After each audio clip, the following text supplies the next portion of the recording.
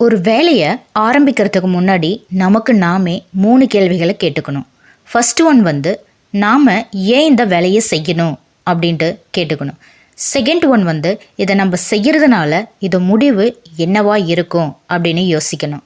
Third one வந்து இதை செய்கிறதுனால நமக்கு இதில் வெற்றி கிடைக்குமா அப்படின்ட்டு யோசிக்கணும். இது மூணுத்தையுமே யோசித்து ஆரஞ்சதுக்கு அப்புறம்தான் நம்ம எந்த வேலையாக இருந்தாலும் தொடங்கணும். சாணக்கியர் வந்து ஒருமுறை நந்த வம்ச அரசனான தனநந்தனின் அரசவைக்கு சென்றாரு.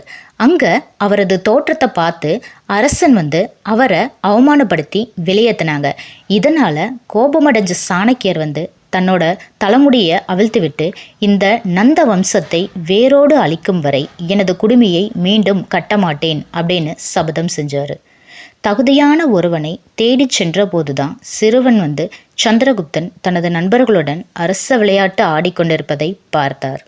அச்சிறுவனோட தலைமை பண்பையும் சமயோசித புத்தியையும் கண்ட சாணக்கியர் வந்து அவனுக்கு பயிற்சி அளித்தார்.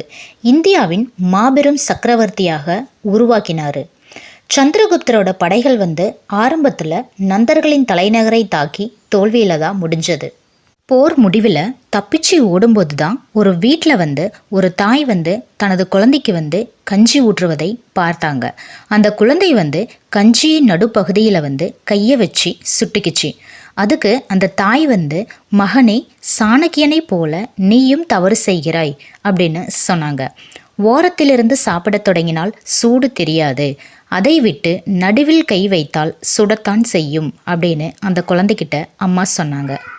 இதை உணர்ந்த சாணக்கியர் வந்து முதலில் நாட்டின் எல்லை பகுதிகளை வென்று பிறகு தலைநகரை தாக்கி வெற்றி பெற்றார்.